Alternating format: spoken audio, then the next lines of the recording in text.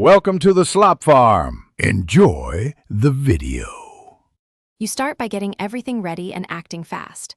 Warm up a hairdryer to low heat and apply gentle blasts to the frozen clip for about 30-45 seconds.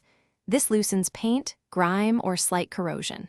Once the metal feels warmer, dab a cotton cloth with warm water and wipe the joint. Make sure to avoid soaking the ribbon.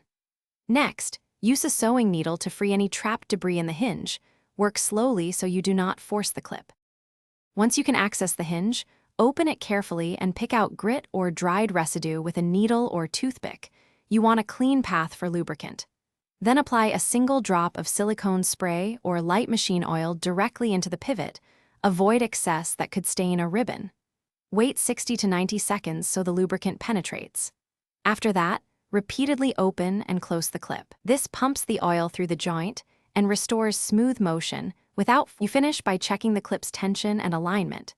Gently pinch the sides with small pliers to restore spring tension, or slightly bend a misaligned jaw back into place. Make sure to wipe off any excess oil so the ribbon stays clean, and let the metal rest for 10 to 15 minutes. If the clip continues to stick or shows visible damage to the pin or spring, replace the hinge pin or swap the clip entirely.